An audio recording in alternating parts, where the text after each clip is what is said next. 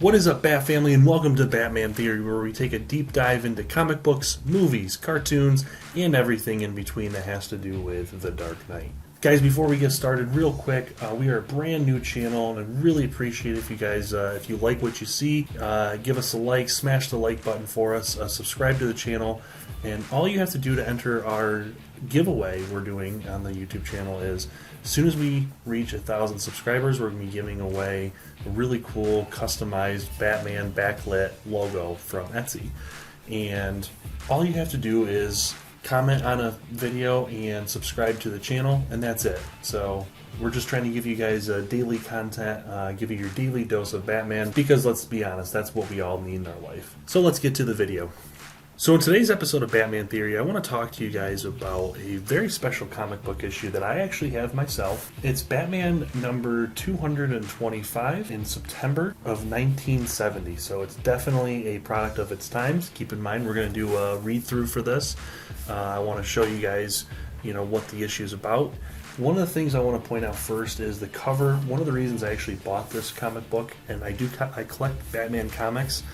Just really starting out, I have about 100 of them, so compared to a lot of people, I really don't have a lot, but I do have some really cool issues. I really like the Silver Age of Batman a lot, and this is kind of like right in that, area that when Neil Adams was taking over as designing Batman. Batman just got reinvented. He's a little more mysterious now. He's not quite as Adam West as a lot of people are used to from the 60s. So you really see Neil Adams shine through here with his drawings and his animation. Another thing I want to talk about with the cover is it really drew my attention because, obviously right on the cover it says Batman wanted for murder. I think that's just really cool, very intriguing, and honestly it's just a really fun, exciting cover. So let's get to it and see what it's all about. So the story starts off where you want to meet Jonah Jory. The dude has false teeth, has a wig, and he wears padded shoulders, which, again, this is a product of its time. The guy just looks like an absolute train wreck. And by the way, he absolutely hates Batman, and he's a talk show host. I really like on the next page that we see kind of like a far-out, groovy, definitely a late 60s, early 70s vibe to it, and it gives the cast of characters kind of a fun little thing, like makes you think you're like watching a serial for what we're reading.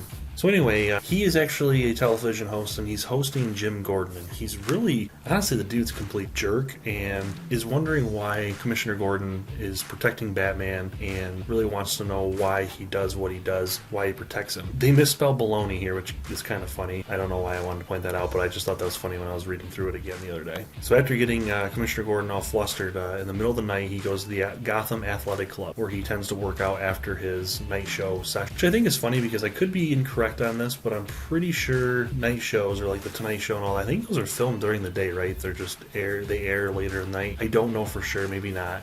I could be completely wrong on that, so don't hold me to that.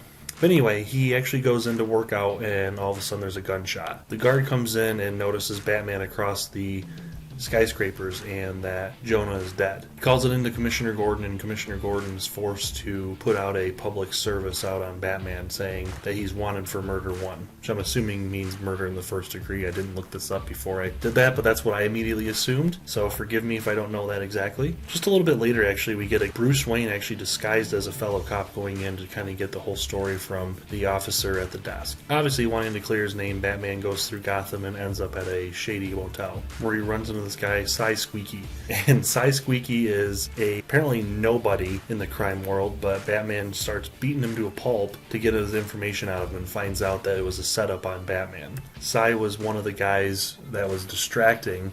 Meanwhile, another guy dressed as Batman, as we find out in just a minute, after Batman takes out a couple more thugs. The one thug after Batman really does a good job Batmaning, where he kind of interrogates him, calls him pretty much a spineless jellyfish, and says, basically he is nothing anymore, so he might as well tell him. And he explains that he rented a Batman costume and impersonated Batman on a rooftop, and that's all he knew. So then Batman takes off his gear, and as Bruce Wayne goes into the Gotham Athletic Club at 4 in the morning, and for some reason the place isn't closed, which is interesting. But, you know, obviously you got to have a unique plot device, I guess. And he dresses as Batman and then climbs up to the top floor, which is where the murder took place. Gordon and his men surround it and tell Batman to come out. Batman says, "I'd actually rather have you come in. The door is unlocked." He then explains to Gordon that what happened was they had a gun set up on the pulley system of the machine in the gym. It was a .38 caliber, and then after it was fired, it was slung out the window into a trash can, and sure enough, they found it in the trash. The reason for that is Jonah Jory himself actually is the one who killed himself. He was dying of an incurable disease, and in Batman's own words, some sick part of him wanted